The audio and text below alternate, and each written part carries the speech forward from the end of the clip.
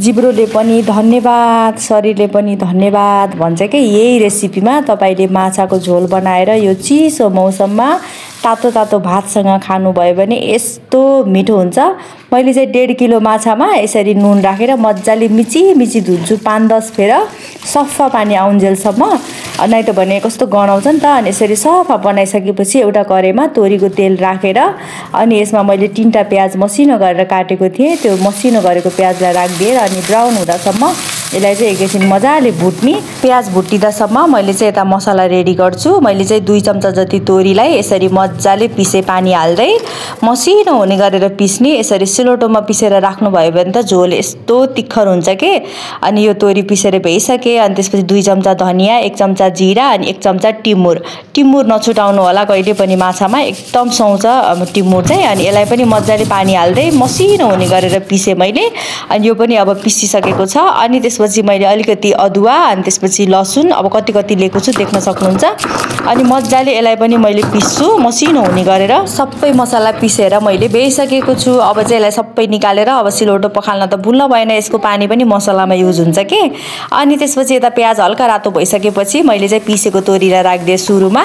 यसलाई तोरी चाहिँ प्याजसँगै भुट्यो भने तितो हुने ठस्स गनाउने हुँदैन के। अनि त्यही भएर यसलाई चाहिँ एकैछिन 2-3 मिनेट प्याजसँगै भुटेपछि अनि बल्ल लसुन अदुवा जिरा टिमुरको त्यो पेस्टलाई यो पनि म सबै राखिदिएर अनि अब मजाले भुट्छु सानो ग्यासमा टाइम दिएर।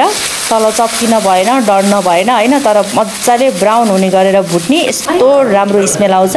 ल हेर्नुस् मजाले भुटिसकेपछि मैले चाहिँ नुन बेसार मजाले राखिदिएँ जति चाहिन्छ हैन। अनि त्यसपछि मजाले राखेर अनि मजाले चलाएँ एकैछिन टाइम दिएर। अनि त्यसपछि यता भुटिने क्रममा मैले चाहिँ यता टमाटरको प्युरी रेडी गरेको थिएँ।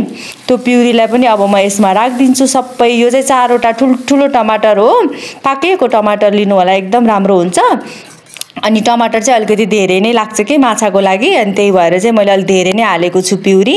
अनि मैले मजाले यसलाई पकाएर यसको जबसम्म पानी सुक्दैन, जबसम्म माथि तेल आउँदैन तबसम्म मजाले 15 मिनेट टाइम दिएर पकाइसकेपछि 1 लिटर जति उम्लेको तातो पानी राखिदिएँ। अब तपाईहरुले झोल कतिको बाक्लो पातलो खानुहुन्छ त्यही अनुसारले पानी राख्नु होला। अनि मजाले यसरी चलाइसकेपछि अब 2 मिनेट जति फेरि मैले ढाकेर भक्भक्ती यो झोललाई पकाउँछु। अनि पकाइसकेपछि चाहिँ अब माछा राखेपछि चलाउन मिल्दैन नि त। अनि त्यही भएर चाहिँ मैले 1 चम्चा जति यो भुटेको यो चिल्ली फ्लेक्स राखिदिएँ पिरोको लागि। अनि मजाले यसरी चलाइसकेपछि अब मैले माछा राखिदिन्छु। माछा चाहिँ तपाईले फ्राई भन्दा पनि यत्तिकै राख्नुभयो भने यो माछामा भएको स्वाद त झोलमा आएर यस्तो तिखर हुन्छ कि त्यो झोल है।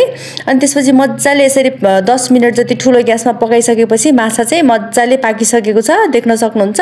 अनि त्यसपछि धनिया सरर छर्किसकेपछि त यस्तो राम्रो स्मेल आएको थियो नि। तपाईहरुले अवश्य यो रेसिपी एकदम सेम टु सेम ट्राई गर्नु होला, एकदम मिठो हुन्छ लास्टै।